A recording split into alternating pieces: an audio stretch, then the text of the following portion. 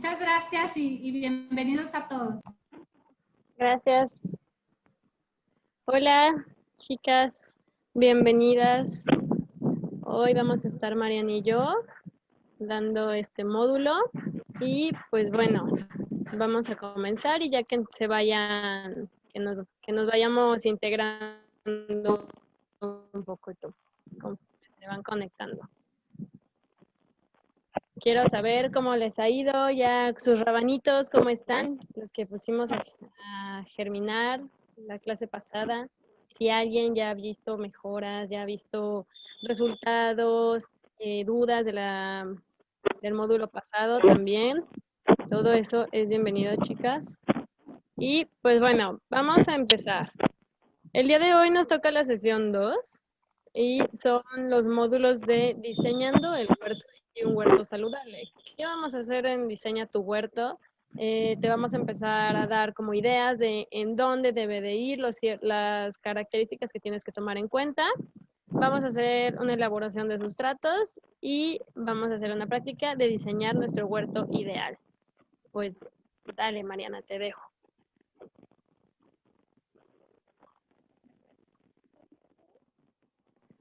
No te escuchas, Mariana.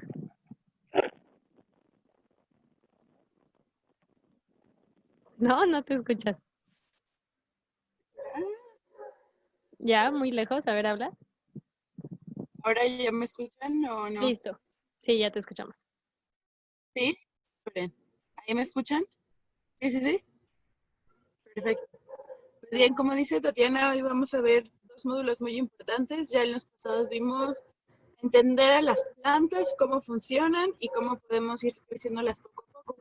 Hoy vamos a hablar más de la parte de en dónde ponerlas y qué hay que considerar en su entorno, porque nada más es agarrar y decir, ahí tengo una cubeta o tengo tanta tierra y ahí las voy a meter, sino alrededor que hay.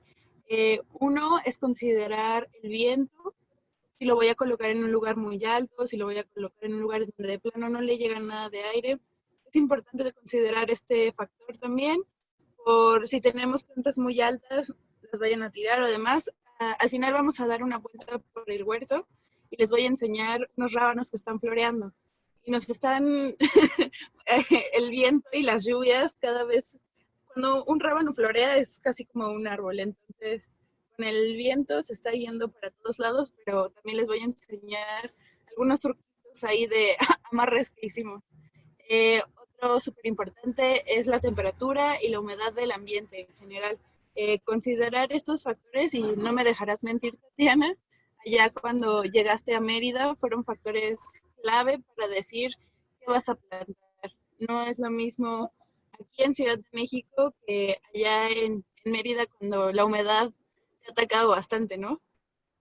Sí, es muy diferente y pues a pesar de que se siga trabajando con tierra, con los sustratos, con hortalizas, cambian mucho los requerimientos de un lugar a otro. Entonces, sí, eso tenemos que tenerlo muy en cuenta, que las condiciones ambientales de la casa de cada quien van a variar, van a ser únicas. Entonces, tenemos que observar muy bien las plantas y poner mucha atención a lo que nos va a decir Mariana. También, sí, me ha pasado que justo aquí adentro de la Ciudad de México, los clientes que tengo en el Ajusco no les va igual que los que tengo del otro lado, que es Whisky Luca, ¿no? Entonces, como bien mencionamos, la temperatura y la humedad son factores importantes a considerar. Ya a nivel profesional hay formas de medir estos parámetros con algunos sensores específicos, pero considerar como las temperaturas medias nos ayudaría bastante, ¿no? Una semana de checar el meteorológico y ver más o menos cómo está ahí nos ayuda bastante y saber como, ok, en promedio tengo unos 26, entonces cuando empiezo a acomodar mis huertos en las plantas, veo qué plantas les gusta ese rango de temperatura. Algo importantísimo, la luz. La luz es algo que ahorita en la siguiente diapositiva vamos a ver. Entre más horas de luz, más cantidad de hortalizas, en este caso cuando hablamos de huertos urbanos, más podemos incluir. A esto se refiere melones, plantas de frutos en general, tomates. Esas son las que requieren muchísimo más cantidad de sol. Otro punto importante que me gusta platicar con los clientes antes de empezar un proyecto es el agua. Y creo que es clave porque si no tienes una fuente de agua cercana, no te vas a acercar a ese lugar. Y por ahí diría Tatiana Huerto que no es visto, Huerto que no es adorado o que no es visitado. Entonces, entre más fácil sea para ti regar tus plantas, más te va a gustar ir a ese lugar. Porque si tienes que cargar una cubeta y vives en el piso 20, nunca vas a ir. No nos hagamos y no nos mintamos, no vas a ir. Entonces, ok, vives en el piso 20, pero tienes una manguera, entonces ya es más fácil. Cosas de esa forma puedes ir resolviendo, o no tengo un tinaco, pero puedo empezar un sistema de captación de agua de lluvia, ¿no? Que al final no es tan complicado, sino pones canaletas o estos espacios en donde puedes redirigir el agua a que llegue a un tinaco, ¿no? Cosas que sean muchísimo más fáciles y mucho más prácticas para ti es lo ideal. El riego, más adelante igual vamos a ver cuánta es la cantidad necesaria, si es mucho, si es menos. Ahí vamos a ver un poco de la técnica que nosotros utilizamos y explicar un poco también cómo funcionan los contenedores que manejamos dentro del Rincón Verde. El suelo, que justo es el mayor tema, y a suelo me refiero la tierra. Cuando hablamos en términos agricultores urbanos, suelo se refiere a este medio en donde va a crecer nuestra planta. Y ahorita igual vamos a entrar un poco al siguiente punto, que es sustratos, que es justo cada elemento que conforman tu suelo. Y bueno, en esta imagen, que es súper específica y que nos ayuda a entender un poco la cantidad de horas de sol que hablábamos hace rato, nos habla que, como bien les decía, todas las hortalizas de fruto requieren más de 6 horas. Es decir, un día, esto se llama mapeo de tu lugar, que tengas, ya sabes, este es el espacio que yo quiero poner para mi huerto. Entonces, un día me voy a sentar y voy a marcar, si se puede cada hora sería espectacular, desde que sale el sol hasta que se vaya, para saber entonces en dónde está el rango de 6 horas y saber que ahí es el lugar en donde van las de fruto, ¿no? Que son las más exigentes. Las de hoja y las aromáticas son un poco más, ¿cómo se llama? Nobles, y podrías no necesitar tanto sol, de 4 a 5 horas, pero por lo menos que tengas esa ventana en ese lugar de sol es lo ideal. Igual pueden tomarle foto a esta imagen o pueden revisar otra vez la presentación, pero aquí está, pues si quieren saber cuánto necesitan. Entonces, ahí, ¿listo? Listo. Creo que ya. Y vamos a hablar un poco de cómo seleccionar el tipo de cultivo. Esto es si tienes más o menos espacio. Si tienes menos espacio, el cultivo en contenedores, en macetas, en rejillas, en botes con hoyos, es lo ideal. Ahorita más adelante les puedo enseñar. Aquí reutilizamos todo lo que podemos. Entonces, vasos de café, los botes de yogur, todos esos recipientes pueden ser un espacio y no necesariamente necesitamos un suelo. No necesariamente. Es esencial tener un suelo cuando si tenemos más espacio, entonces podemos hablar de otras técnicas como son las camas de cultivo, las camas en hilera o los cuadros que vamos a ir explicando poco a poco. Y bueno, una cama de cultivo justo es esto, ¿no? Un espacio que va directo al suelo, puede ser escarbando, puedes alzar estas 4 paredes en donde tú agregas el sustrato. Más adelante les explico un poco, pero las especificaciones más importantes cuando hablamos de cama de cultivo es que tú tengas acceso a todas las plantas por todos lados. Porque igual, si tú tienes un terreno enorme y lo llenas, pero no haces estas separaciones, obviamente no vas a alcanzar a ver a tu cultivo de hasta allá y entonces se te va a morir, o si tienes una plaga y no sabes de dónde viene. En general o en promedio se hablan de camas de cultivo de 3 metros de largo por 1,20 de ancho. y una separación de aproximadamente 60 centímetros entre cama y cama. Repito un poco por ahí si quieren anotarlo, como el tamaño ideal o el de mejor manejo es 3 metros de largo, 1,20 de ancho y separando cama por cama de 60 centímetros. Y bueno, el cultivo en cuadros, que es una técnica muy famosa y que busca aprovechar el mayor espacio posible, es de 1 metro por 1 metro o de 3 por 3. O sea, la idea es aprovechar el espacio que se forma de manera reducida, ¿no? Y como podemos ver en esta imagen, utilizan la primera hilera para jitomates, la segunda. Cuando hablamos de cultivo en cuadros, a nosotros nos gusta verlo como un sistema de macetas completas, ¿no? Porque ¿qué pasa si haces uno por uno y no haces esa segmentación de cuadro por cuadro? Si tienes menta, en algún momento la menta va a estar del otro lado porque la menta es extremadamente invasiva, o así va a pasar con cualquier cultivo que sea de esta naturalidad. Y bueno, este es otro ejemplo de cómo podemos ver el cultivo en metro cuadrado, diferentes capacidades dependiendo de los cultivos. Esto lo vimos la sesión pasada de la distancia que debe de haber de planta en planta, ¿no? Esto es cómo funciona bastante el sistema de metro cuadrado. Y por otro lado está la siembra escalonada, que espero poder explicarlo sin que suene tan rebuscado, ¿no? Todo se planta al mismo tiempo y a los 30 días ya vas a poder cosechar los cultivos de hoja y de raíz. Rábano y lechuga, que son los cultivos más rápidos. A tus 60 días ya vas a empezar a poder cosechar espinaca, cebolla, más tuerzo. Entonces, a tus 30 días, antes de que se acaben los 30 días, empiezas a ensemillar para volver a tener lechugas y rábano.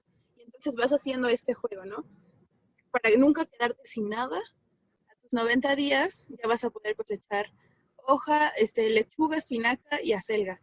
A los 120 días, arúgula. Entonces, vas haciendo este juego de jugar, este intercalado de fechas, como habíamos visto igual en la sesión pasada, los ciclos de vida de cada planta, ¿no? Entender que si me dura 30 días, entonces, y 15 días tarda en germinar, entonces a los 15 días de que la planté, vuelvo a germinar, para que en otros 15 días que ya pasó el mes, ya la pueda cosechar. No sé si queda claro un poco este concepto de siembra escalonada y cómo ir planeando tus cultivos. El cultivo en macetas es mucho la capacidad que tienen cada una. Creo que la siguiente imagen es muchísimo más. ¿Sí se ve completa? Sí, creo que sí se ve completa la imagen, pero justo, ¿no? Es, considerando la capacidad de tu maceta, es lo que le puedes meter a la maceta. Un rábano se da en un recipiente de 1 litro, entonces en un recipiente de este tamaño puedo meter un rábano, o puedo meter una lechuga un poco aplastada, o aplastada me refiero a que sea apretada, no va a crecer tanto a que si yo tuviera un volumen de 2 litros, pero crece, ¿no? Esa es como un poco la idea de estos. Los jitomates, si tienes una cubeta de 20 litros ya la hiciste y puedes empezar ahí a crecer tu jitomate, igual un pepino. Entonces, por espacio y por contenedores, creo que no paramos y no hay excusa de que, híjole, no tengo el contenedor carísimo de París o la cama de cultivo de 20 por 20. Si tienes estos recipientes, puedes empezar tu huerto en casa. Y bueno, el cultivo en contenedores, existen diferentes tipos de contenedores, pero los que manejamos en Rincón Verde son estos. Son de una marca que se llama Airbox y bueno, el plus que le damos que le vemos a este tipo de contenedores es que en la parte de abajo tienen una reserva de agua. Entonces, esta reserva de agua te permite no tener que regarlos tan seguido. ¿Y cómo funciona? La raíz se desarrolla hasta la parte de abajo y por capilaridad va absorbiendo el agua. Entonces, eso es como un plus porque en 3 o 4 días no vas a tener que regar y si sales el fin de semana, a muchos clientes les ha funcionado de, híjole, tengo que salir, dejas llenas las reservas y no te tienes que preocupar a si tuvieras una maceta regular a la que tienes que estar regando poco a poco. Por acá tenemos una pregunta. Sí, pienso que los contenedores todos con la parte de abajo, con agujeritos. No entendí muy bien la pregunta. Pero sí, en general todas las macetas tienen que tener orificios en la parte de abajo para un buen drenaje, pero como les decía, esta rejilla, al menos con los contenedores Airbow, sirven para guardar esa reserva. Los cultivos en vertical, hay 1000 formas, ¿no? Estas bases de madera o los muy famosos que se pueden ver en las ciudades, o al menos acá todo periférico ya casi está lleno de estos muros verdes que son preciosos. Entonces, para los muros verticales, yo los recomendaría muchísimo más para aromáticas y de hoja. Es como lo más fácil porque si metes un jitomate ahí va a ser súper complicado. Es más, acá haciendo un poco de experimentos, no sé si puedan ver un jitomate que está pegando. Por acá es un jitomate pegando en una botella. Entonces estamos intentando diferentes formas. ¿Sí me escuchan? Yo sí te escucho, Ay, pero se cortó hace ratito. ya. Bueno, les explicaba un poco. Ahorita que demos el tour, les vuelvo a enseñar esta como cubeta que está aquí, en donde está un jitomate colgante que puede ser un cultivo vertical, pero es muy difícil y la verdad no hemos tenido tanto rendimiento, o sea, como si tuviéramos un jitomate en contenedor. Y estos son extremadamente demandantes en riego, porque como no tienen una reserva o al menos que tengan un sistema automatizado, es muchísimo más fácil. Y bueno, aquí les dejamos algunas ideas de poder marcar tus plantas en el huerto. En esto que vamos empezando, pueden utilizar o piedras o corchos. Son como ideas muy, muy bonitas. Y bueno, para cultivo en suelo, si ya tienes un espacio muy grande, lo ideal es tratar el suelo antes de empezar a sembrar. Esto es limpiar el terreno, emparejarlo lo más posible, arar el suelo, moverlo y agregar composta. Agregar composta siempre va a ser una muy bonita solución para muchos problemas y lo irán entendiendo en el proceso, porque si tienes un suelo sano, tienes unas plantas sanas, es decir, un huerto sano. Más adelante Tatiana nos dará otra vista en esa parte de cómo mantenerlo bonito. Una cosa es diseñarlo y considerar todos estos puntos y otra es cómo cuidarlo. Y bueno, dependiendo del tipo de suelo que tengas,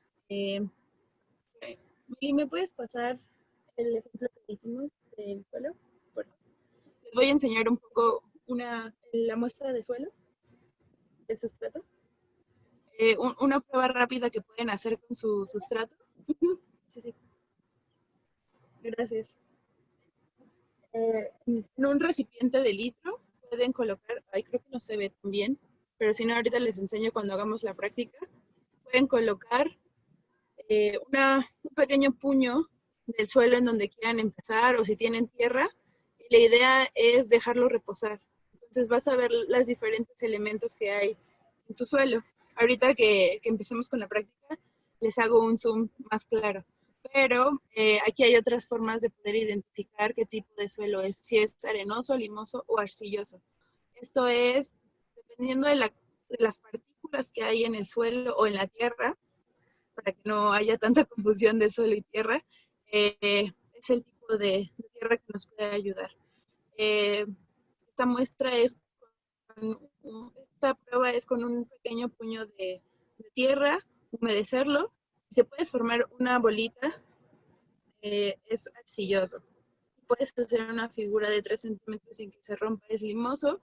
Si de plano no puedes hacer ninguna forma con ella, es arenoso, ¿no? Y todo esto va de la mano con la adhesión en partículas y las formas de las partículas. Pero para no ser tan técnicos, vamos a explicarles un poco de qué son los sustratos. El sustrato es el medio en donde va a crecer tu raíz. De hecho, en hidroponía se habla mucho de sustratos. Hidroponía es cultivo en agua. Es otra técnica muy diferente a la agricultura tradicional, sino en un medio o en un sustrato corren una solución con todos los nutrientes y la planta lo va absorbiendo. Entonces, un sustrato es el medio en donde se va a desarrollar la raíz y hay diferentes sustratos que van a conformar tu suelo, como veíamos hace rato. Entonces existe el humus de lombriz, que como ya vimos, o vamos a ver un poco más adelante, es el resultado de una composta con ayuda de lombrices. La fibra de coco, igual ahorita en la práctica les voy a enseñar bien para que lo vean de cerca, pero esta es fibra de coco, tierra negra, composta, jal o perlita. Y me voy a detener un poco en cada uno. Humus de lombriz, composta y tierra negra nos van a dar la estructura general de nuestro suelo. Es decir, aquí vamos a saber el tamaño de partículas que van a ir, porque para que se desarrollaran estos suelos pasaron miles y cientos de años para que las piedras se deshicieran y se convirtieran en diferentes minerales y diferentes partículas. Entonces, tierra negra, humus de lombriz y composta pueden ser nuestra fuente, 1 de nutrientes y 2 de estructura. Es decir, si yo en mi casa tengo un costal de tierra negra, es excelente forma de empezar. Pero para que tengas un suelo completo, un medio completo y digamos, con las mejores características, hay que agregar otros elementos. De otros elementos está, por ejemplo, la fibra de coco. La fibra de coco no es más que los pelitos del coco que fue triturado, que fueron lavados y que tienen una característica muy importante, que retienen humedad.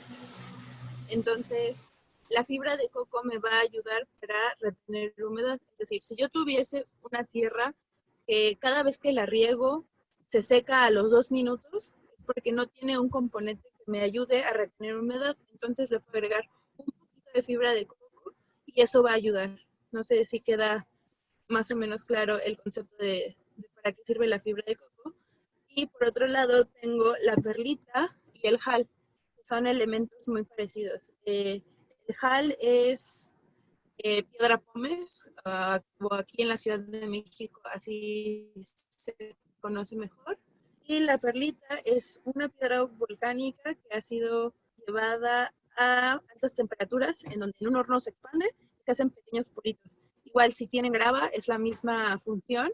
Lo que tienen la similitud de estos tres elementos es la porosidad que le aportan al suelo. Es decir, si yo tuviese una tierra negra, cada vez que la riego se apelmaza, necesito un elemento que le integre aire, estos canales que vienen con los poros, entonces agrego un poco de perlita o agrego un poco de jal o un poco de grava. Entonces, por un lado tengo elementos que me ayudan a retener humedad, puede ser fibra de coco, puede ser paja, hojas secas, todos estos elementos que me van a ayudar a retener humedad. Y por el otro lado, elementos que me van a ayudar a mejorar un poco la estructura del suelo y a integrar aire, este movimiento de flujo de raíces, de flujo de agua, de flujo de aire, me va a ayudar tanto la perlita como el jal, como la piedra pómez. Y si quiero nutrientes, entonces tengo que agregar composta o humus de lombriz. Todos los elementos quedaron claros. Por ahí vean dudas, no dudas. Pueden ir escribiéndonos en el chat, cualquier cosa. Aquí estamos. No me hagan hablar yo solita. Va a haber exámenes. Al final de esto va a haber examen para que les puedan dar su certificado. No es cierto. No es cierto. Y bueno, nosotros con la experiencia y con 1001 pruebas que hemos hecho, desarrollamos esta fórmula. Entonces, si la quieren apuntar por ahí y en algún futuro intentarla, es totalmente válido. La mezcla que hemos desarrollado lleva 40% perlita, 40% tierra negra o composta, 10% de fibra de coco y 10% de un fertilizante orgánico, que puede ser humus de lombriz o más composta. Y bueno, ahorita hacemos la práctica, pero antes de pasar a la práctica quiero que hablemos un poco del trasplante. El trasplante es, después de que hicimos la germinación y que empezaron a crecer nuestras plantas, del semillero o del almácigo, entonces van a su casa final. Ese movimiento de uno al otro se llama trasplante. Y bueno, se tiene que humedecer el sustrato, que ahorita vamos a hacer todo eso, y se tiene que mojar el cepillón. El cepillón es el cúmulo de tierra que viene acompañado de todas las raíces. Ahorita igual les enseño un cepillón que acá afortunadamente se nos desarrollan bastante bien. Por ahí dice Sandra que ella ya hizo sus primeros trasplantes y se dio cuenta de que su tierra hace terrones. ¿Qué puede hacer? Terrones es decir, que se hacen como bolitas, ¿cierto? Lo que puedes hacer es agregar un poco de grava o de arena, estos elementos que agregan aire para que entonces tu sustrato no se esté pegando, tu tierra no se esté apelmazando. Y bueno, ahorita vamos a hacer igual un trasplante. Y antes de pasar a este video, les dejo de compartir. Me voy a ir por esta parte un poco más didáctica. Todas pueden verme por ahí. Antes de pasar a la parte de armar un huacal, que yo creo que todos tenemos acceso a un huacal por ahí, les muestro un poco. Esta es la fibra de coco.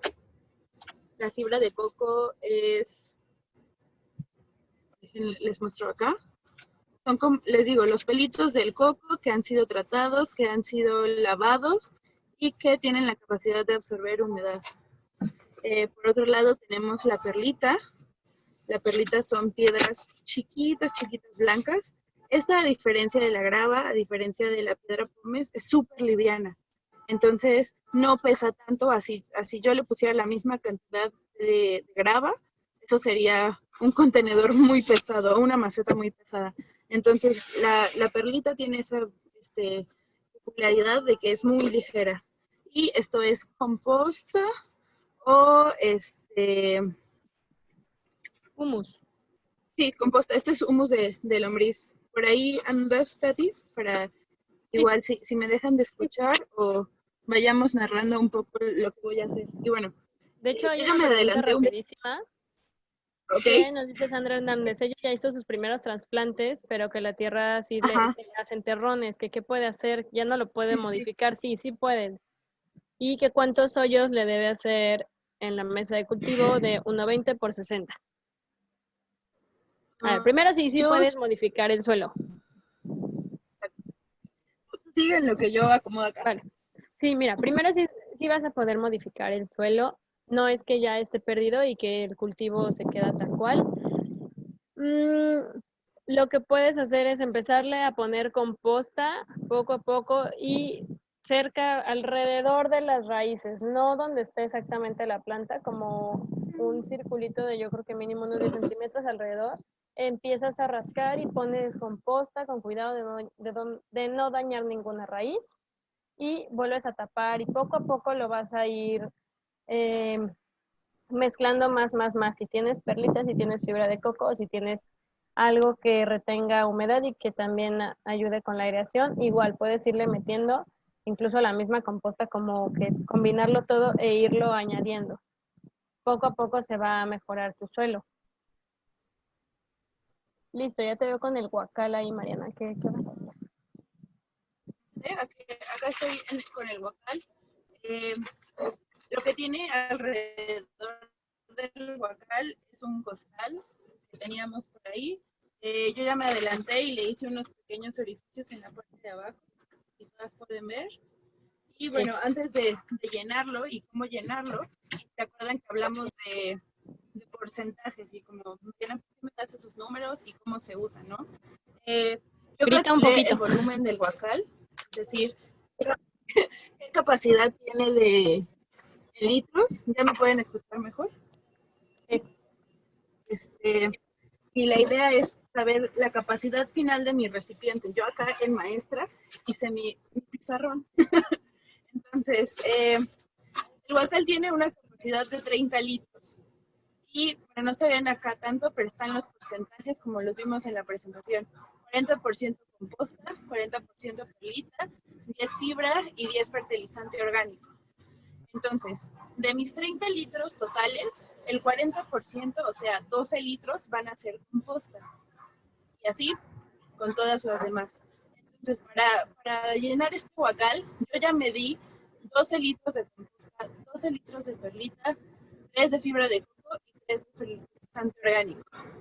Y bueno, este es un ejemplo que igual es nada más saber el total del recipiente y los porcentajes son los que van a ir calculando. A partir de esos porcentajes, entonces ya pueden hacer su mezcla final. En su huacal ya bien asegurado, bien agujerado, vamos a utilizarlo como recipiente para ir mezclando todo. Entonces, acá yo ya tengo mis 12 litros de tierra. Es tierra negra con los 3 litros de composta. Entonces aquí yo ya puse mi composta, mi fertilizante. Y para hacer como un pastel, no me ahogue tanto, voy a agregar ahora la perlita. ¿Pueden ver la perlita? Sí. La perlita suelta un polvito blanco muy feo, entonces voy a empezar a mezclar. Esto lo pueden hacer en un recipiente más grande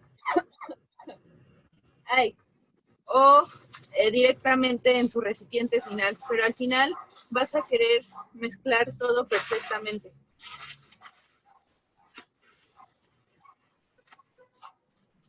Esto lo puedes hacer igual a partir del volumen final de tu recipiente. Es los porcentajes que vas a medir. ¿Listo? Entonces hay que ir mezclando todo para que se integre bastante bien. Y después hay que humedecer. ¿Alguna duda aquí, chicas? ¿Alguien tiene todos los elementos? Nos preguntan que si, por ejemplo, el recipiente es de 1 litro para sembrar hierbas aromáticas o comestibles, que si pueden tomar esos porcentajes igual. Sí, también. Acuérdense, del volumen total hacen el mismo cálculo. Entonces, si yo tengo 1 litro, el 40% de 1 litro es... ¿Cuánto es el 40%? 400 mililitros. Entonces, 400 mililitros van a ser... ¿Y por qué en litros? Porque es más fácil. En lugar de estarlo pesando, yo lo que utilizo son estos recipientes de litro, ¿no? O si ya voy a hacer una cantidad considerable de sustrato, utilizo cubetas. Pero al final es conocer el volumen total de nuestro recipiente y a partir de eso calcular los litros que necesito de cada cosa. Y bueno, es mezclar bastante bien todo y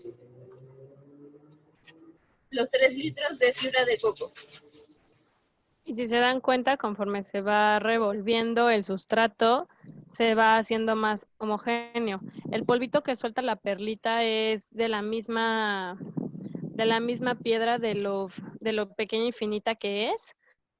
La perlita tiene la cualidad de que es muy pequeña, es como piedra pómex. Perlita y vermiculita es casi lo mismo, simplemente varían el tamaño de los orificios, de los poros que tiene cada perlita. O sea, varían por muy pequeñas micras. Es muy pequeña el número que varían. Lo que pasa es que la vermiculita te va... la vermiculita te va a retener más humedad porque es más porosa. Entonces, tienes que tener en cuenta si vas a usar vermiculita o perlita. Y no es dañino, no es tóxico, solo es un No, polvito, igual como el polvillo de coco, es un poco molesto, pero no hace daño ni a las plantas ni a nosotros. De hecho, y me ya acerco pueden para ver que cómo puedan queda el sustrato. y yo sé que tengo una excelente tierra negra que ahora está llevada a su máxima expresión de buena calidad para plantas. Es decir, ya sé que tengo un sustrato que va a tener un buen drenaje porque tengo la perlita que va a retener la suficiente humedad porque tiene la fibra de coco y una excelente fuente de nutrientes porque utilicé humus de lombriz. Entonces, hacen la mezcla, ya sea en su recipiente o directamente en el suelo, y vamos a proceder a humedecerlo. Yo acá tengo mi regaderita que, como les había dicho en la sesión pasada, si tienen mucho tiempo, con una tapa de refresco pueden hacerle muchos orificios. Y la estoy humedeciendo porque ahorita vamos a hacer un trasplante. Y el trasplante, para que la planta no se estrese tanto, tiene que recibir un suelo bastante húmedo. Es muy Entonces, importante que al momento de trasplantar, y ¿se acuerdan que nos dijo Mariana que era el cepellón? Se humedece el cepellón y se humedece el lugar donde va a ser trasplantada la tierra para que no le dé un golpe de calor a la planta. yo ¿Ok? acá Porque tengo, es como si nosotros de repente de la alberca fría nos meten al sauna y sentimos el golpezazo de calor. sí, Es lo que queremos evitar. ahorita adelante vamos a hablar un poco de asociación de cultivos, que es qué cultivos se llevan con qué. Yo ahorita ya me adelanté un poco y, por ejemplo, en este recipiente voy a meter 2 betabeles, un cale y una selga. Todos estos, de acuerdo a la asociación de cultivos, son súper amigos.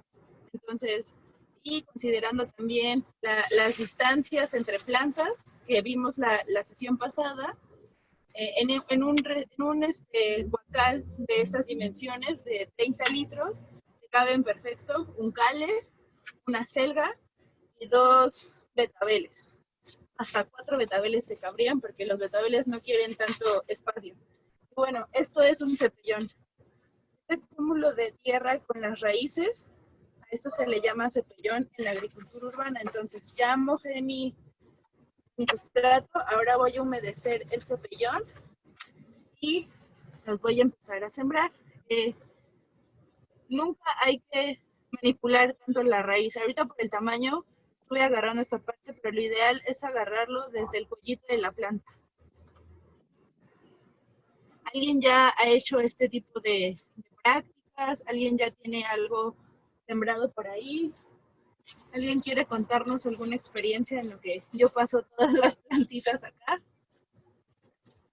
¿Tú, Tati, cómo te ha Mejor ido? ayuda a resolver problemitas porque aquí hay hay muchas preguntas que dice, ¿cuántos yo debo hacer en una mesa de cultivo de 1,20 por 60?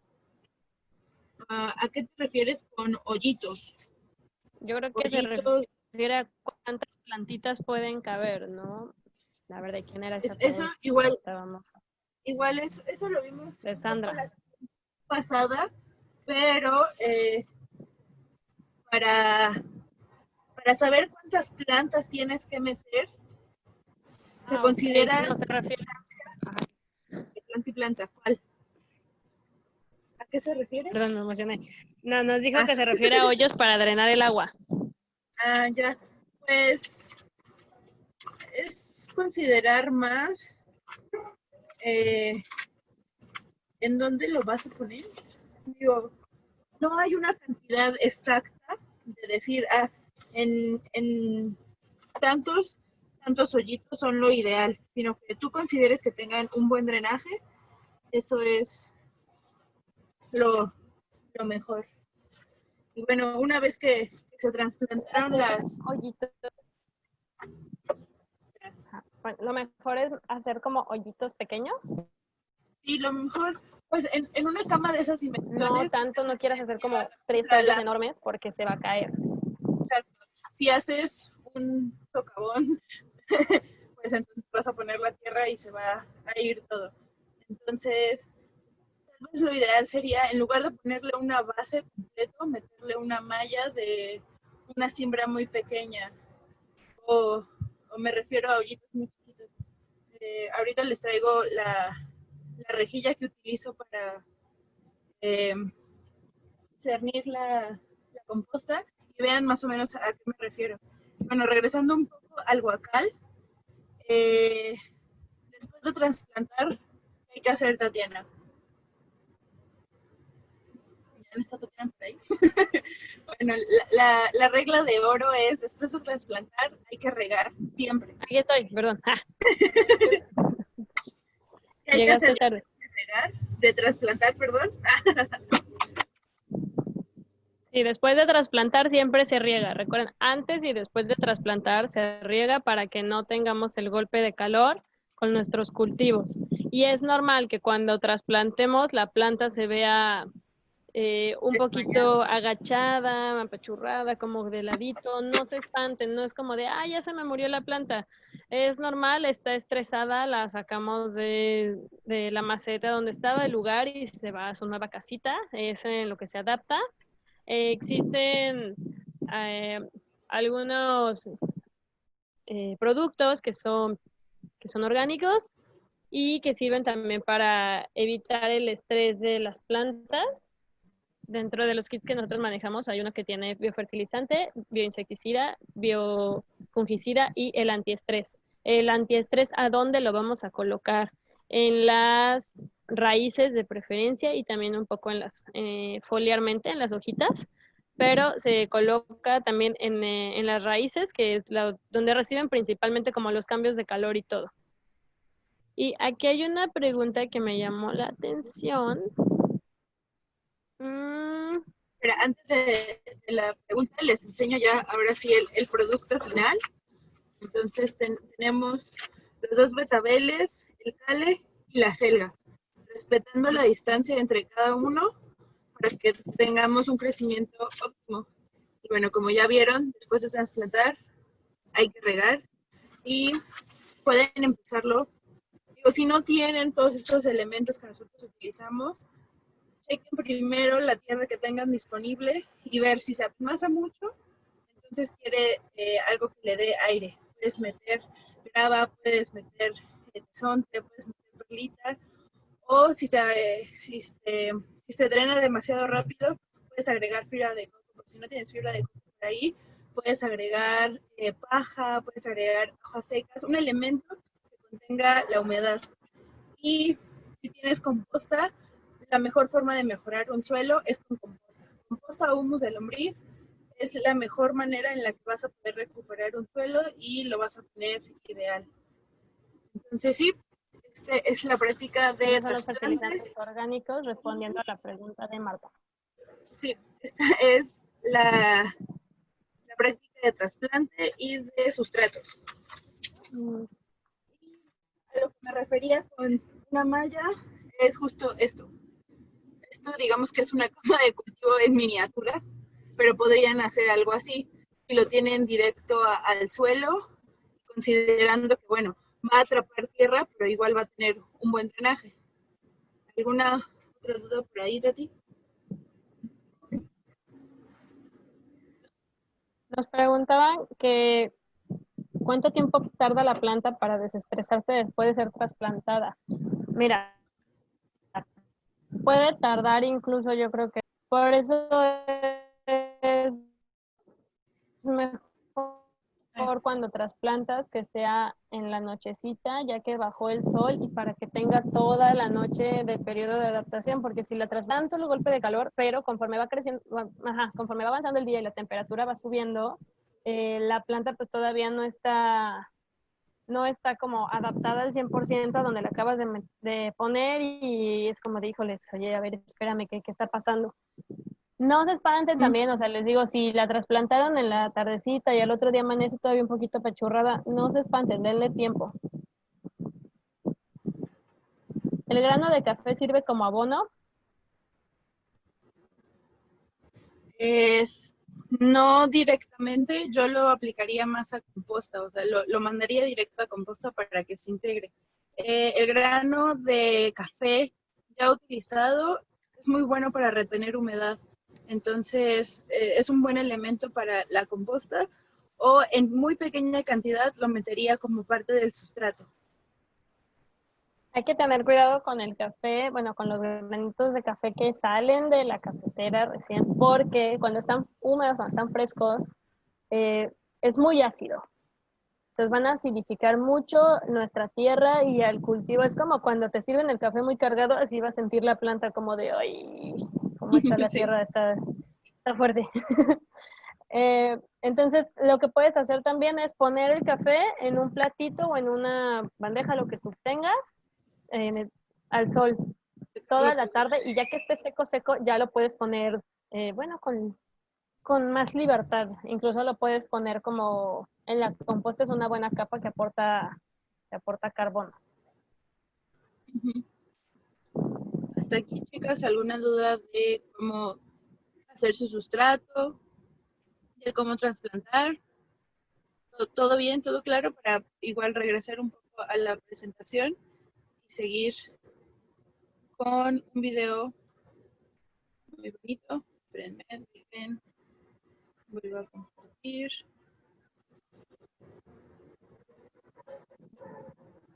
Listo.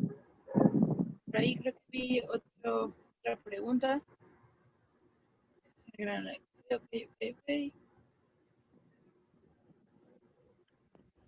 Pongan atención a este videito porque está muy interesante. Este nos demuestra que pues no necesitamos ser como a fuerzas ingenieros agrónomos para poder hacer nuestro huerto.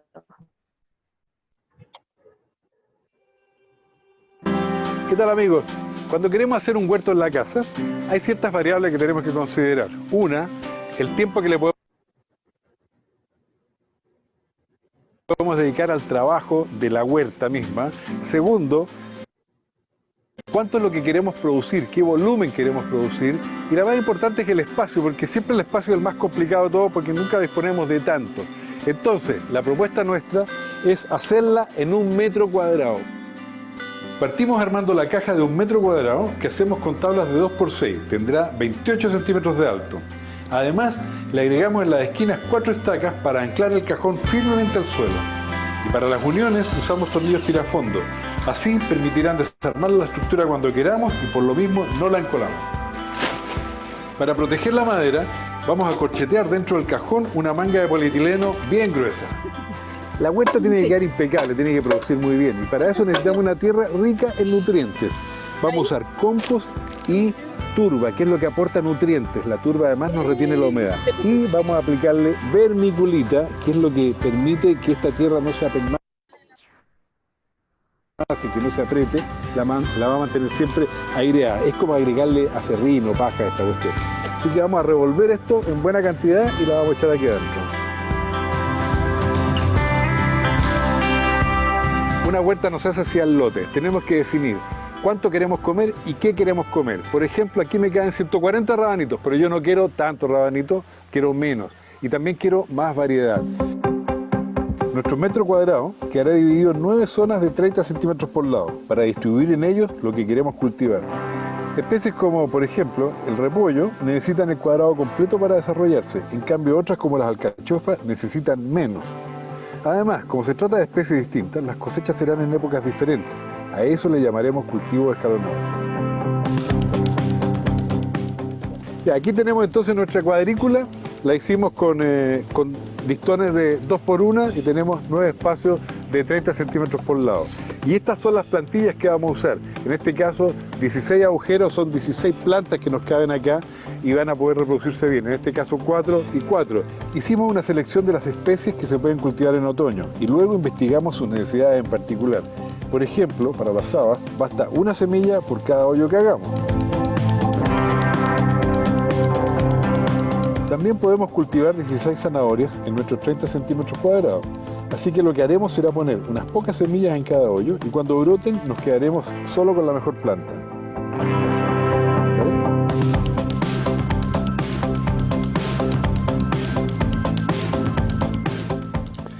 Si se fijan, puse en la tablita el nombre de la verdura que sembramos, la cantidad de plantas que espero que terminen aquí, la fecha en que las sembré, el día de hoy, y el mes en que yo estimo cosechar, que esto va a depender del periodo de semanas que se demore cada planta, ¿no? 10 semanas, 5 semanas, 20 semanas, qué sé yo. ¿Ya? Entonces así, si yo numero esto y lo llevo a una planilla, voy a poder planificar perfectamente qué es lo que voy a ir sembrando y así voy a preparar el almácigo o la planta o comprar la semilla adecuada para lo que viene. Siempre voy a tener verdura fresca y continua. Fantástico. Como una huerta también depende de los factores externos, podemos hacerle implementos. Este protector que hicimos con malla de gallinero mantendrá alejados a los pájaros que le encantan las semillas. Mantendremos alejados también a los conejos y a los gatos que buscan la tierra blanda para descansar.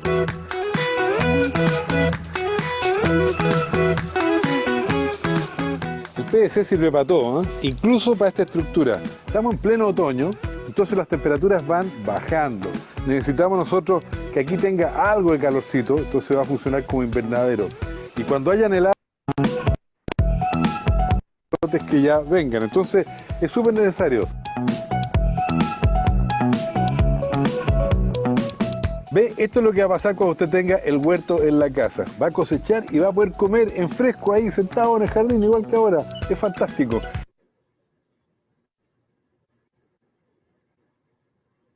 Listo. Ahí. Ay, espérenme. Listo. Es un pequeño resumen de todo lo que acabamos de ver.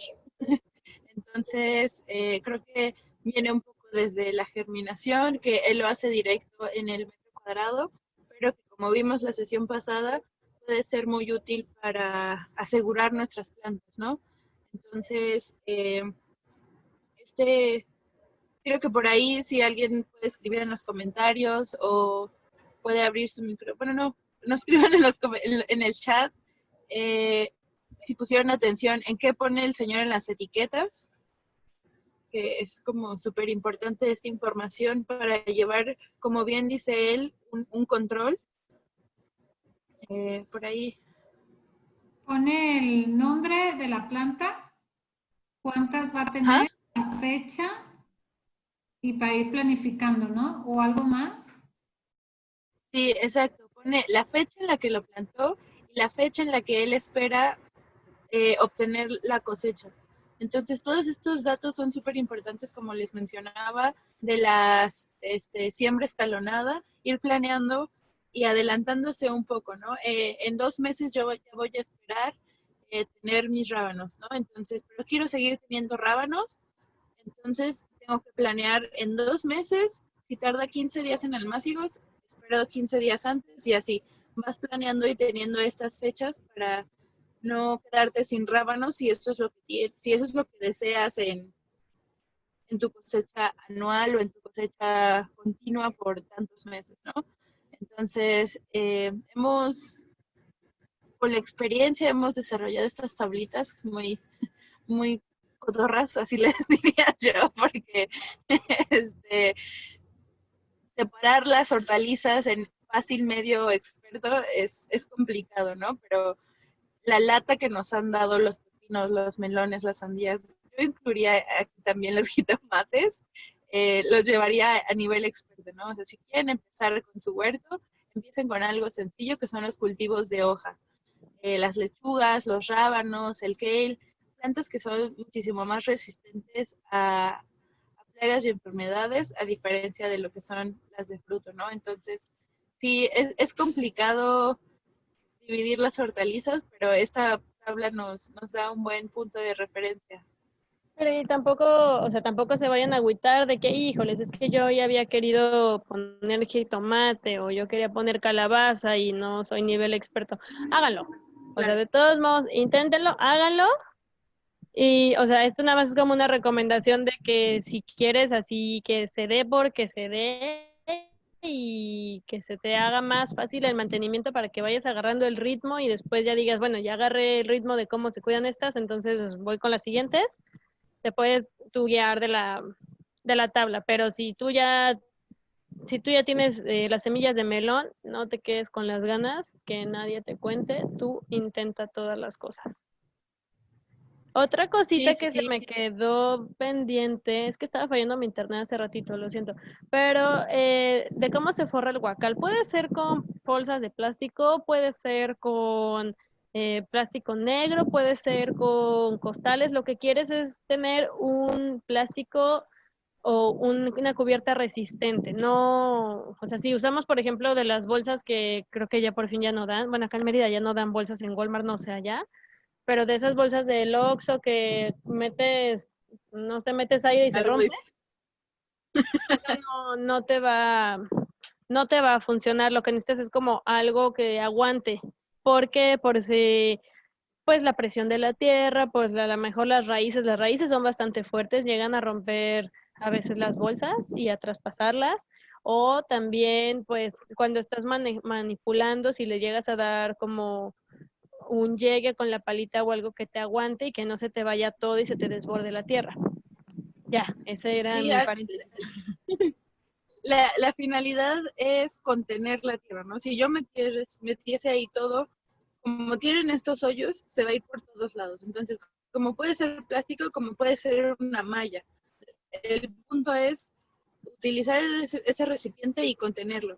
Utilizamos un guacal y un costal porque es lo que tenemos a la mano, ¿no? Y queremos que sea tan accesible para ustedes también y que al final busquen esas ideas. Necesito algo que contenga. Tengo un recipiente de yogur. Pues voy a usar el recipiente de yogur porque como vimos, necesito 1 litro para que un rábano se me dé.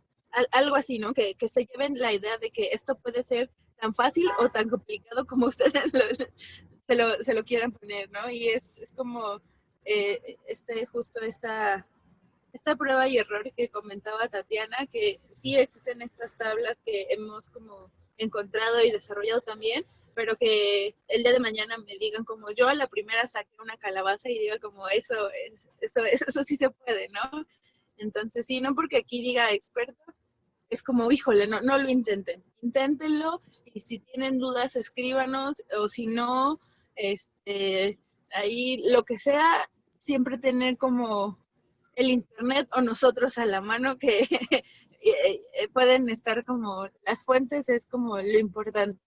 Y lo que nos interesa Y también mucho es bueno, que sigas siguiendo un como en poco, contacto con nosotros para que nos vayas contando tus resultados y también pues poder ir nosotros como dándonos a la idea de dónde nos escribes y tuviste esos resultados. No, pues fíjate que yo soy de acá y tuve estos resultados. Es una lluvia de ideas. No, la verdad no quiero que se acabe este curso y digan, no, es que Tatiana y Marina dijeron que si no es Perlita, no se da. No, inténtenlo y si no no, se les da y si sí se les da, díganme, Tatiana es una chismosa, sí se me dio y aquí está la foto y aquí te enseño. O sea, es exacto, eso, no se sí, sí, queden con las sí. ganas. Eh, como les platicaba ahorita que hacíamos el guacal, hay un concepto que es la asociación de cultivos, es decir, quién va con quién o cómo es que se crean estas relaciones. Tanto es en el suelo como es en un contenedor, pero hacemos más énfasis en un contenedor porque si tengo mi maceta de un poquito más grande o mi guacal de 30 centímetros, ¿cómo puedo aprovechar ese espacio al máximo, no? Uno es la distancia entre plantas y dos, qué va con qué o cómo se pueden ayudar unas con otras. Este término es la asociación de cultivos, que son relaciones benéficas, una porque pueden ayudar al mejoramiento de el mejor aprovechamiento de la luz, del agua, de nutrientes o ayuda a disminuir plagas. Un ejemplo muy común es la zanahoria y el jitomate. Plantas tu jitomate y plantas tu zanahoria y mientras va creciendo tu jitomate, tu zanahoria igual va creciendo, pero hacia abajo y además las hojitas de las zanahorias protegen al jitomate de diferentes plagas, ¿no? Existen muchas tablitas, de hecho aquí creo que no viene la tablita, pero si no ahorita se las pongo, donde pueden ir observando qué va con qué. La asociación de cultivos más famosa es la milpa, la Santa Trinidad de todo buen campo mexicano, el maíz, la calabaza y el frijol. Mientras el maíz crece hacia arriba, el frijol se va enredando, el frijol tiene la capacidad de fijar nutrientes al suelo, en este caso el nitrógeno, que es muy bueno para el desarrollo del maíz, y la calabaza que es rastrera. Entonces se forma esta cubierta vegetal que va a ayudar a tener materia orgánica, ayuda a la humedad, ayuda a que no se propaguen hongos. Entonces, este es un claro ejemplo de cómo funciona la asociación de cultivos. Y bueno, también un punto importante considerar cuando estamos planeando nuestro huerto es las mascotas. Entonces, hay algunas preparaciones como es agua con vinagre y cáscara de naranja para que nuestros animales no se acerquen a nuestro huerto. O puede ser una malla o pueden ser camas elevadas. Bueno, para ir adelantando un poco, de aquí a que se acabe la sesión del día de hoy, quiero que vayan haciendo el diseño de su huerto. ¿Qué tengo que considerar o cómo lo imaginan? Ya vimos todos estos, ¿no? Desde en dónde lo voy a poner, si le da el sol, si no le da el sol. También tengo que considerar si lo voy a hacer en camas de cultivos o lo voy a hacer en macetas o en contenedores. El contenedor puede ser un huacal, puede ser uno muy sofisticado, puede ser una maceta de plástico, puede ser de yogur, puede ser una llanta. Entonces, tienen de aquí a 30 minutos hacer su mapita para que, bueno, les voy a dar 20 para que los últimos 10 lo revisemos. Entonces, alguien me mande su mapita. Yo al final igual, si nadie se anima, les voy a mostrar el mío, porque entonces, para que lo tengamos de ejemplo, pero es importante que hagamos ese ejercicio para ir dimensionando. El agua con vinagre y naranja es para alejar las mascotas, a los gatos, a los perros. Estos olores no les gustan, entonces no se van a acercar a nuestras plantas. Y va alrededor de nuestro recipiente, no en las hojas, no en las plantas, porque si no las vamos a quemar, es en el recipiente exterior. ¿Va?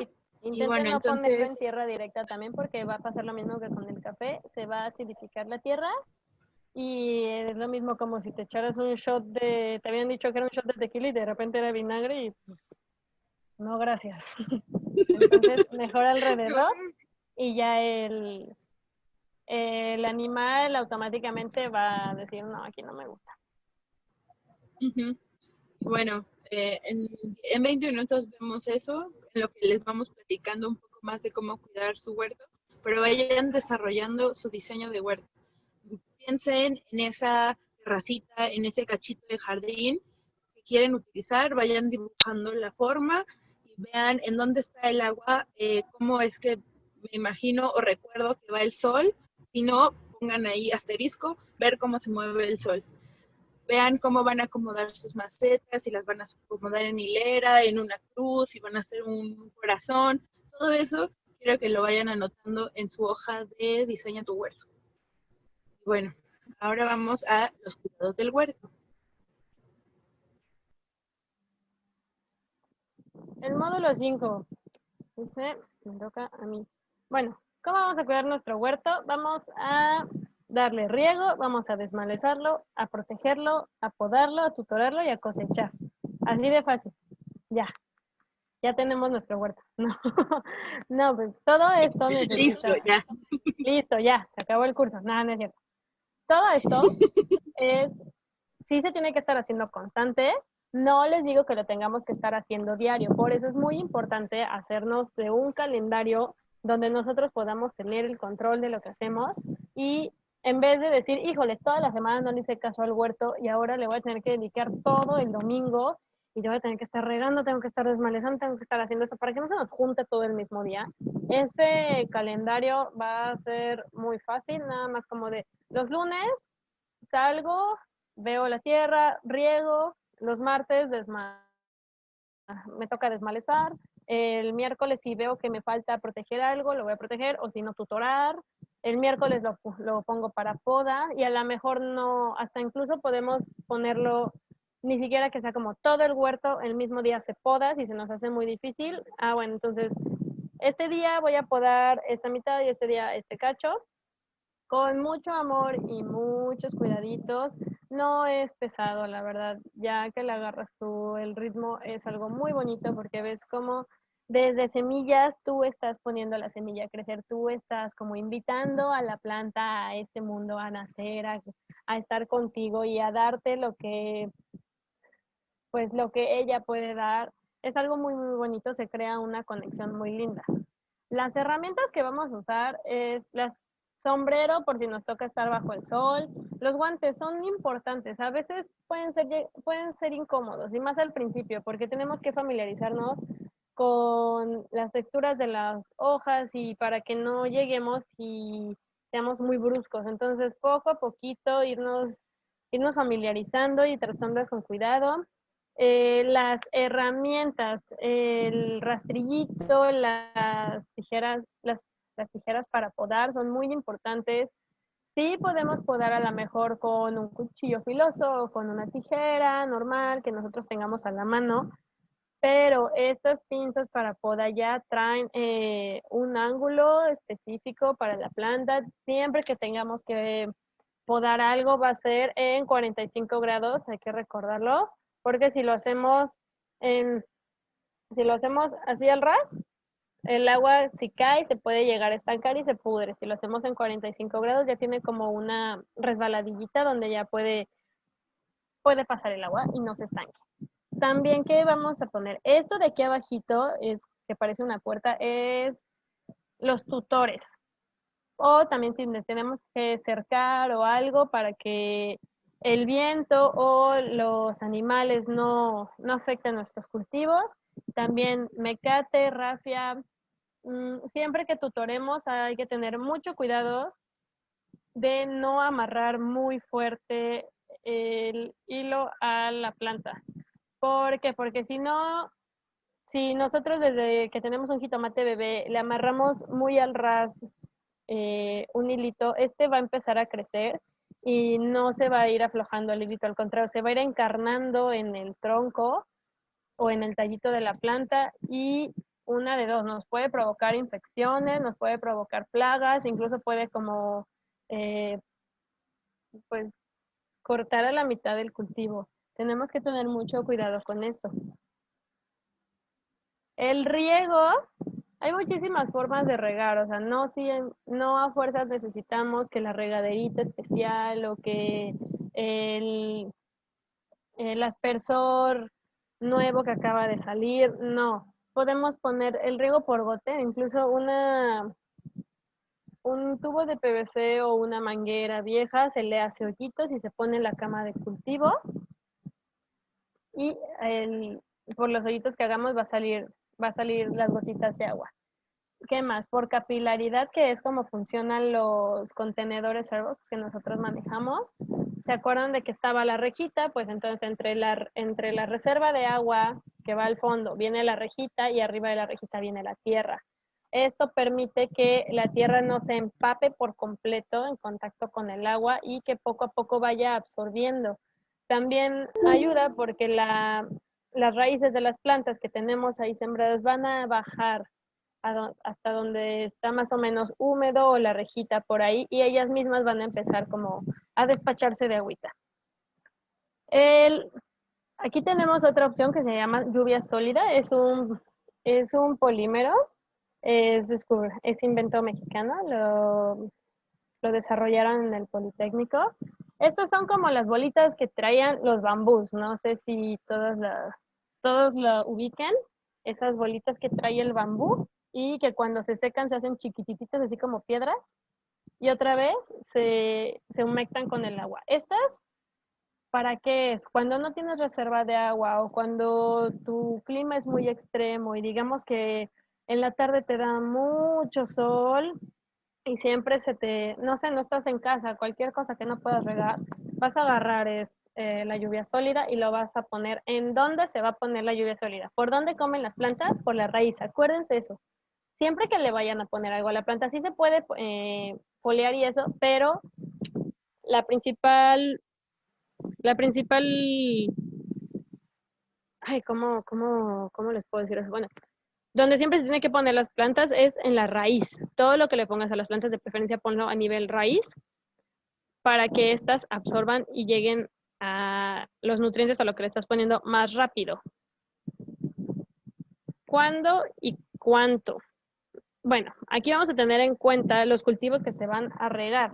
No es lo mismo que si yo tengo, no sé, calabazas, a que si tengo rabanitos, a que si tengo pepino. Es muy diferente cuánta agua necesitan. No les digo que si les echas 2 gotas de más ya se van a morir todas. No, tampoco se espanten. Simplemente nada más es como ir observando y saber un poco del cultivo que tú quieres. Ah, pues tengo zanahorias, te pones a investigar como más o menos de qué clima es la zanahoria, que aguanta calor, entonces no hay que regar tanto para que no se pudra el bulbo, ¿ok? Ah, el maíz también aguanta, pero pues si lo tienes bien regado también es muy feliz. La humedad del suelo, ¿cómo vamos a medir la humedad del suelo? Es haciendo la bolita. Esto creo que también ya lo había explicado Mariana, si no me equivoco, pero vamos a retomar. ¿Cómo vamos a hacer? Si yo tengo mi suelo y lo humedezco, agarro mi pelota de suelo y la voy a empezar a apretar. La voy a apretar y si sale muchísima agua, está muy húmedo, le falta más suelo, ¿ok? Si no sale nada, es muy seco. Y la humedad adecuada que necesitas es cuando lo aprietas y sale nada más por aquí entre los nudillos una que otra gotita, ¿ok? Una que otra gotita nada más y con eso está feliz la planta, no necesariamente tiene que estar empapado. La fertilización, mira, puede ser orgánica o inorgánica. La orgánica pues va a tener el beneficio de un bajo costo, va a ayudar a nutrir el suelo, crea un balance, no va a afectar los ecosistemas que tienes ahí en el huerto ni a tus cultivos. La inorgánica pues puede llegar a ser más costoso porque pues obviamente si tú estás fertilizando con composta, que tú puedes hacer en casa, a tener que estar yendo a comprar el fertilizante cada 15 días o cada mes. Contaminan el suelo porque pues muchos tienen químicos dañinos que no solo dañan a la planta o a las raíces, también dañan el agua, dañan el suelo. Pueden generar desbalances dentro de los nutrientes o también a nivel hormonal de las plantas. Por eso, bueno, nosotros siempre mejor todo natural nosotros. Y está bonito porque pues tú puedes hacer tu propio fertilizante y está más padre todavía porque tú lo vas haciendo y vas viendo que las plantas van reaccionando bonito. Entonces es como de yo te estoy dando amor y tú me estás agradeciendo con más amor y me estás dando ese fruto tan grandote que yo tanto esperé, ¿sabes? Es muy bonito darte cuenta que estás haciendo las cosas bien. ¿Y cómo vas a saber que estás haciendo las cosas bien? Una y otra vez y tratando e intentando. La fertilización orgánica nos va a aportar casi todos los nutrientes que van a necesitar las plantas. Muchas veces de los fertilizantes que nosotros compramos es el famoso NPK, que nada más traen eso, nitrógeno, fósforo y potasio. No traen otra cosa. Ah, que si yo le agrego composta, pues ahí va a tener muchísimos más nutrientes, va a venir como la gama completa, va a tener fósforo, va a tener hierro, va a tener potasio, va a tener calcio. No va a ser como tan específico, es como de toma, aquí te doy todo, agarra lo que necesitas y lo que no, guárdalo y la planta lo va a hacer. Mantienen el suelo sano y también van a mejorar la retención de agua. Recuerden que Mariana les dijo que si tienen composta, también con eso se puede aumentar la retención de agua en el sustrato. Y bueno, no les digo, lo van a tener más sano. Muchos fertilizantes cuando se aplican sí llegan a la planta los nutrientes, pero ¿qué crees? El suelo se seca o se apelmaza más o le quita propiedades. La composta sólida va a liberar los nutrientes de forma gradual. ¿Cómo es eso? Si yo agarro mi puño de composta y se lo pongo a la planta, sí le va a servir, pero esta composta siempre después de poner también composta, vamos a regar. ¿Para qué? Para que los nutrientes se empiecen a filtrar y las raíces empiecen a cachar estos nutrientes. Pero estos nutrientes, como vienen de la composta sólida, se tienen que esperar como a cocinarse, por así decirlo, como que lo tiene que cocinar la raíz antes de comérsela. Y si nosotros le echamos el lixiviado o el té de composta, que es nada más agarrar la composta, echarla en agua, dejarla reposando y todo el agua que queda, esa es la que tú le echas. Eso es más fácil, digamos que ya se la cocinamos a la planta, entonces la planta ya nada más es dame y como. Producir composta nos va a ayudar a disminuir más o menos el 30% del volumen de residuos que estamos produciendo. La basura no existe, el término basura no existe. Se me fue la palabra, Mariana. Son, ¿Cuáles? la basura no existe, son residuos. Son residuos, Son claro. residuos que vamos a poder separar.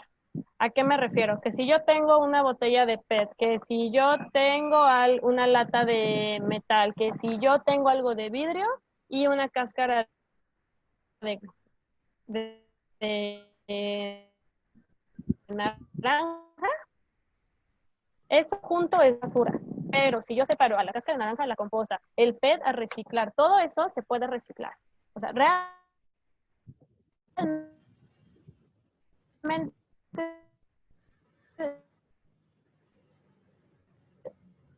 es muy bajo el porcentaje de los desechos que no se da. ¿Cómo van los alimentos que nosotros consumimos? ¿Vale? ¿Sí que te había sido por un segundo? Sí, ya regresaste.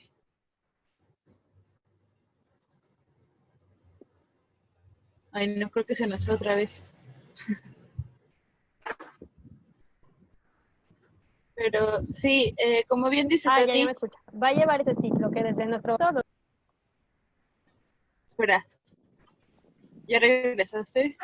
Ya estás ahí otra vez, creo. Lo siento. Bueno, desde nuestros residuos se va a empezar a poder compostar, puede ser también de animales, pero cuando se hace composta con residuos de animales, bueno, con desechos de animales, con heces de animales, se tiene que hacer un tratamiento previo a este, se solarizan. ¿Qué es la lombricomposta? No les engañen, que les digan, es que si no es lombricomposta, si no es humus de lombriz, no te va a servir. La lombricomposta es tu composta, solamente que le echaste lombriz. ¿Para qué? Para que una composta normal te da de 1 a 3 meses y la lombricomposta te la va a dar en la mitad del tiempo. ¿Por qué? Porque vas a tener no solo los microorganismos que van comiendo poquito a poquito, las lombrices van a también estar devorando y van a estar comiendo. Las lombrices comen muchísimo, son unos seres muy raros, muy bonitos, les invito a investigar de ellas, tienen 5 pares de corazones, están muy padres. Y estas, ¿por qué nos va a ayudar? Pues mira, la lombricomposta y el humus es la popó de la lombriz y es lo que más nos sirve, porque ¿qué come la lombriz? Los desechos. ¿Y qué hace popó? Pues ya esos desechos, ya con todos los nutrientes listos. Digamos que ellas también cocinan la composta para las plantas. La fertilización orgánica también puede ser en humus y lixiviado de lombriz. Esta va a nutrir forma tanto simple y completa y va a aportar la mayoría de los nutrientes, por lo que les digo que las lombrices pues comen lo que tú le pongas.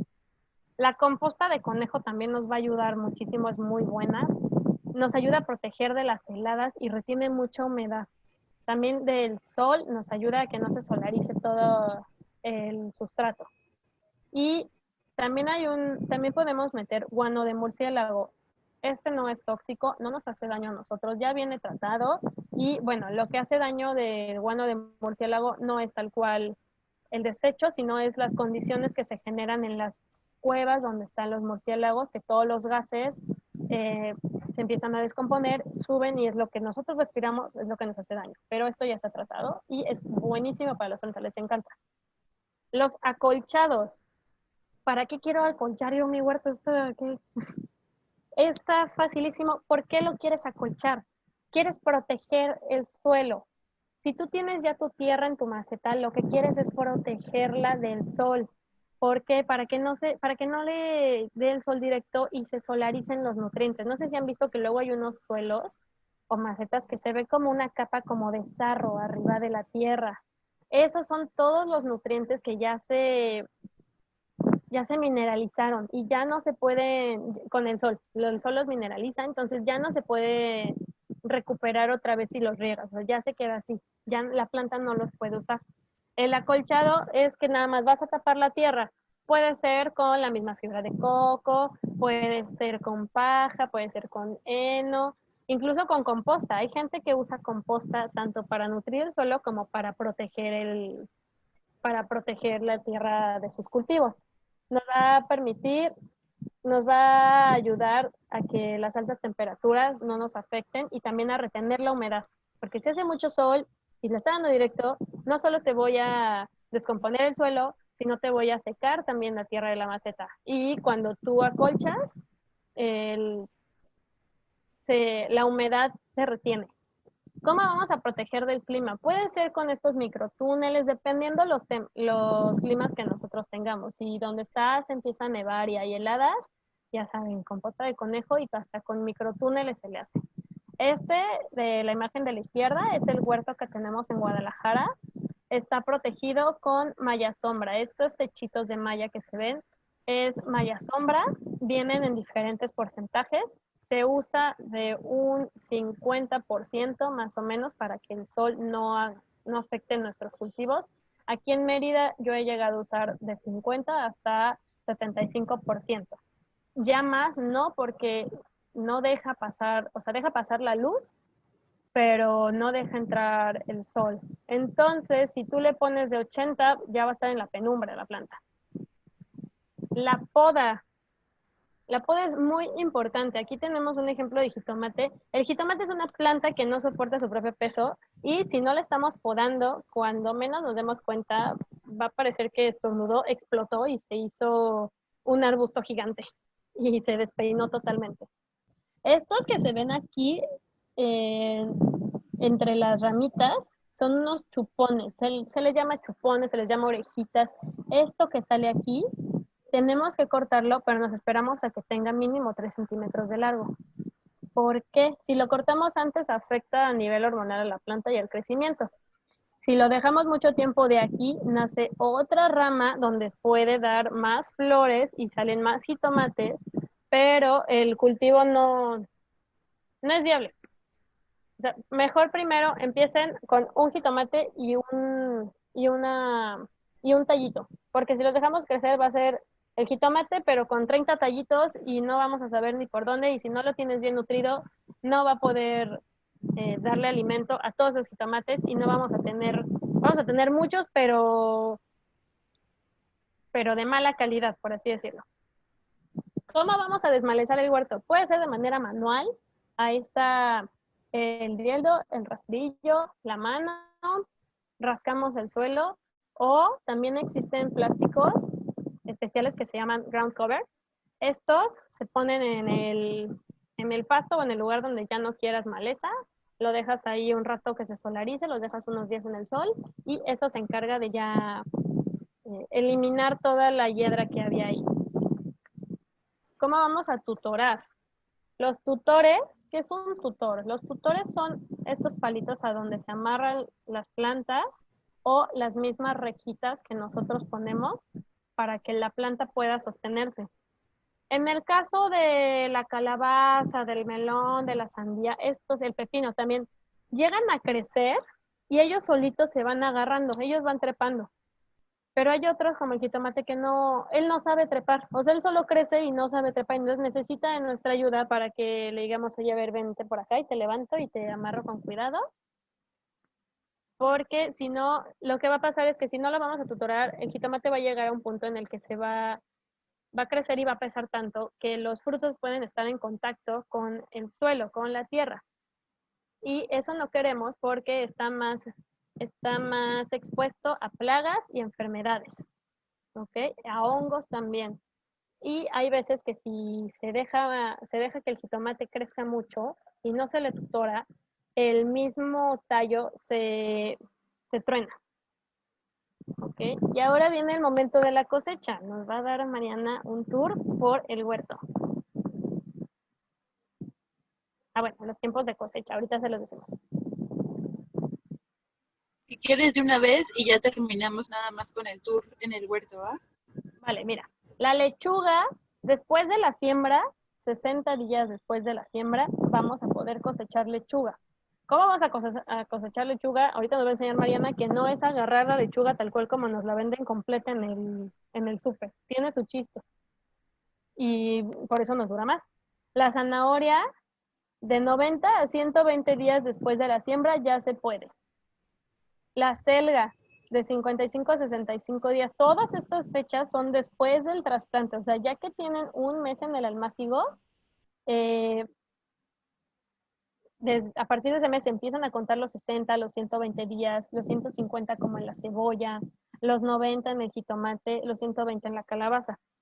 ¿Okay? Si se dan cuenta, hay unos que duran, hay unos que necesitan más. ¿Por qué? Porque son de fruto, porque el fruto tarda más en desarrollarse, porque también la zanahoria pues tarda más como en hacerse espacio, bajar y agarrar forma. Ahorita nos va a enseñar Mariana.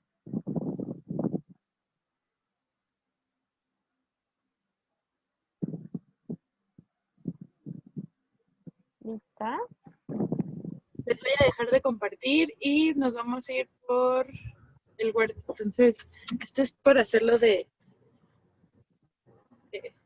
como de terror, así que no vean nada, pero sí te vente para acá.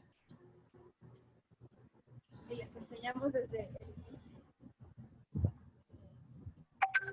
cuando entramos al huerto del Rincón, ¿verdad? En Ciudad de México. Grita más, Mariana, porque no te escuchas. Esperen, creo que si me vengo con ustedes, aquí ya me escuchan más. Tenemos arbustos, es como la entrada principal. Salvia, ¿me escuchan más? No. Tenemos más tuerzos, girasoles, frijoles, más tuerzos. Y como podrán ver, tenemos una mezcla de todo. Jugamos mucho con la asociación de cultivos, el proteger. Acá tenemos, por ejemplo, nuestra barrera de lavandas que nos ayudan los pulgones. De este lado estamos sufriendo un poco con nuestro chile, que está medio triste, pero ahí va. Esta es nuestra zona de jitomates, o una de nuestras zonas de jitomates. Nos emocionamos bastante. Y pueden ver, acá tenemos cherries, un jitomate cherry que están por acá. Esto es una zarzamora. Acá tenemos más jitomates, más cherries. Y este es un manzano. Este es un cale morado. Que ahí va. Pónganse por acá conmigo. Y esta es otra zona, si quieres, un poquito para atrás. Y hacia allá. Esta es toda la zona que tenemos completamente expuesta. Aquí les hablaba un poco del tutoreo. Este es el rábano que les digo que parece árbol. Si quieres un poquito más hacia arriba. Ahí. Están como todos los elementos que acabamos de ver, se ven ahora en acción. Este es un melón, está precioso, ahí van creciendo. Tenemos frijoles en el contenedor del melón, porque los frijoles fijan el nitrógeno, es lo que necesitan mucho los cultivos de fruto. Entonces, esto es un claro ejemplo de una asociación de cultivo. Por acá les muestro la malla sombra. Este es un espacio que está bajo la sombra con cultivos que requieren menos sol. El huerto de Ciudad de México es demostrativo, es decir, aquí no producimos tanta comida, sino lo que buscamos es que ustedes tengan más diferentes formas de cultivos y que cuando vengas puedas ver todo lo que ves en el taller. Entonces, por eso tenemos una parte en malla sombra, por eso tenemos una parte en tutor, otra no tanto en tutor.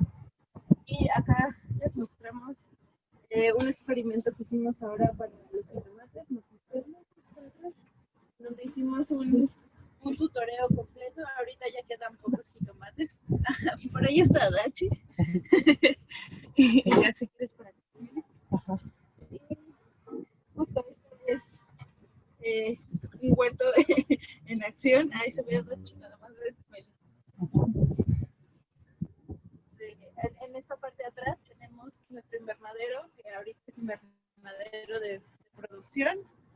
Entonces vamos a entrar un poquito para que vean lo que hacemos acá. Y bueno, todas estas mesas son cultivos que estamos produciendo para las entregas, para los clientes. Ahí. Sí.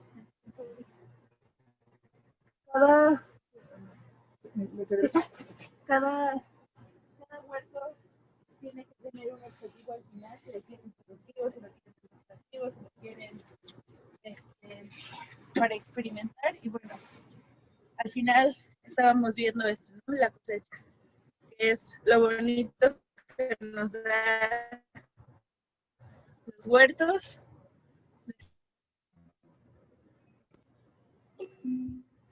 Listo, ¿me pueden escuchar? ¿No me pueden escuchar? Sí. El punto es esto, los beneficios que tienes al final de tener tu huerto es poder tener tu cosecha al final del día. Bueno, gracias. Esto fue el Rincón Verde Ciudad de México. Y bueno, antes de que acabemos la sesión, nos enseñe alguien por ahí su diseño de huerto, que nos quieran compartir qué aprendieron en estas 2 sesiones. ¿Alguien quiere compartir su diseño o les voy a compartir el mío? No, yo no tengo un diseño como tal, porque la verdad es que el espacio en mi casa es reducido, pero sí tengo un balcón que le da muchísimo el sol, muchas horas, muy fuerte el sol, y pensaba poner 2 guacales que ya conseguí y empezar por la primera línea. La verdad es que somos como 6 personas en la casa y yo sé que no voy a comer de ahí ahorita, ¿sí? Pero sí quiero como inculcar pues en todos en la casa, grandes, chiquitos, la satisfacción de ver nacer las plantas, ¿no? De que sí lo podemos hacer. Sí traigo muchísimo interés y pues empezar con las básicas, como tú dijiste, porque yo pensaba que el jitomate era como que la más fácil de hacer y pronta, ¿no? Porque yo veía en muchas casas que salía que incluso la tienen en la cocina, porque donde está el sol, y veo que luego les crece. Sí, de hecho se da en todos lados. El jitomate puede ser muy resistente, pero también es medio payaso, ¿no? Ahí por eso es que lo tenemos en el lado de los expertos, pero la idea es eso, ¿no? Que empiecen desde poquito a mucho y poco a poco ir aplicando estos conceptos. Lucy, por ahí veo tus brotes, qué emoción. Ay, tu micrófono está apagado, pero qué bonito que ya empezaste con nosotros y que empieces por poquito y ya cuando nos mandes fotos de tu gran huerto. Sí. ¿Qué es, Lucy? ¿Qué es, Lucy? Jitomate.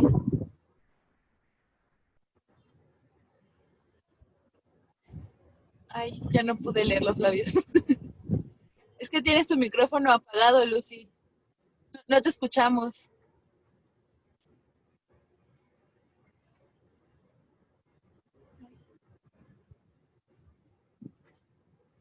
Bueno, pero un aplauso a Lucy por ya empezar con nosotras. Por ahí, A ver. Ya. Esta, no sé qué es, pero les voy a mandar fotos después, porque lo puse en las 3 macetas. Algo sembré. Algo se dio, excelente. Así que, y estoy iniciando lechugas del cabito de una lechuga. También les voy a mandar fotos. Sí, muy bien. Gracias. No te escuchas, Tati.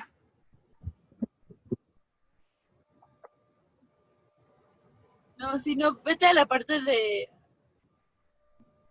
sistema. No.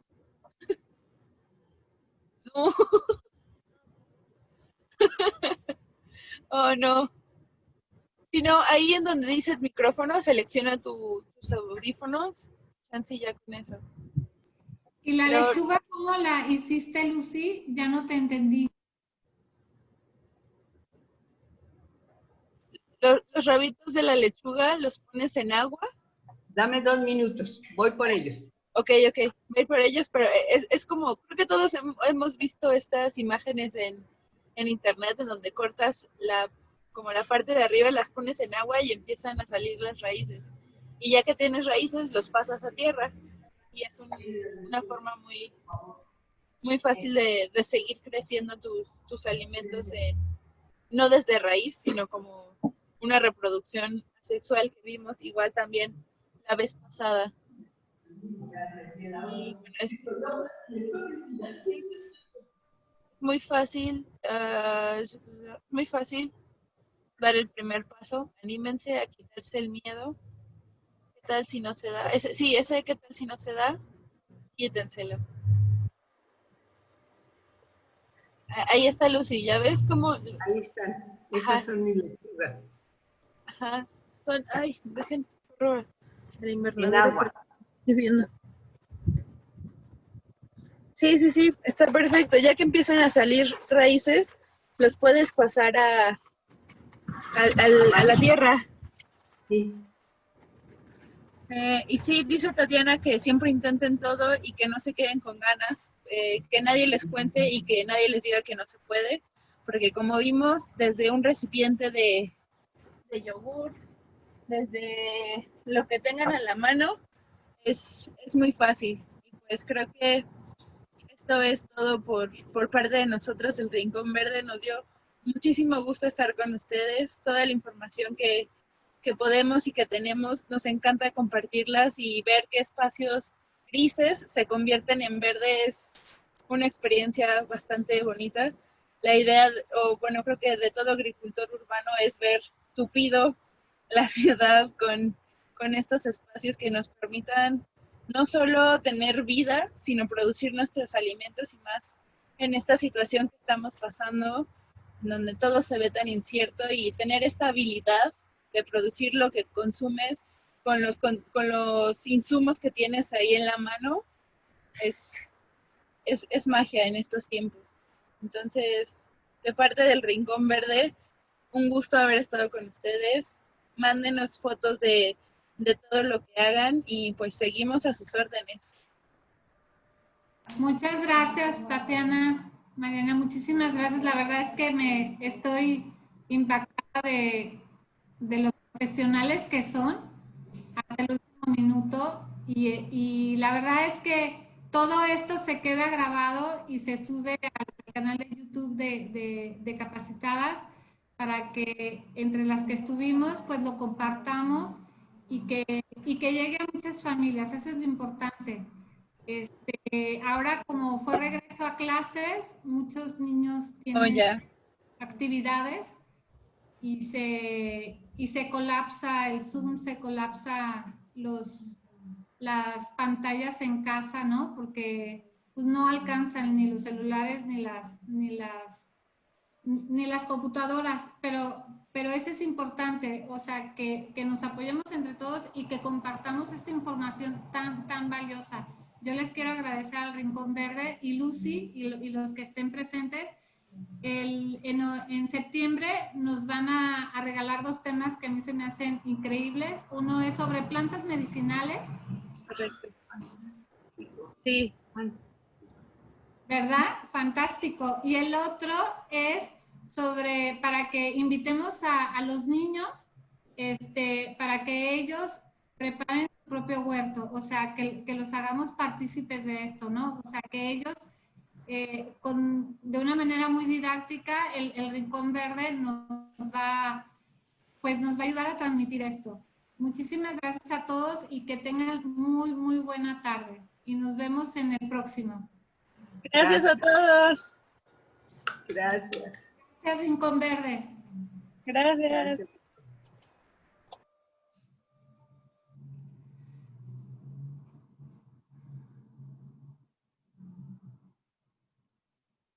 Mira, Lucy. Ahí está. Gracias, Lucy. Te esperamos en los siguientes webinars, ¿eh? Para que estés al pendiente. Estaré pendiente. ¿Sí? Estaré pendiente, Lucy. Gracias. Gracias a ti. Que tengas bonita tarde. Igualmente.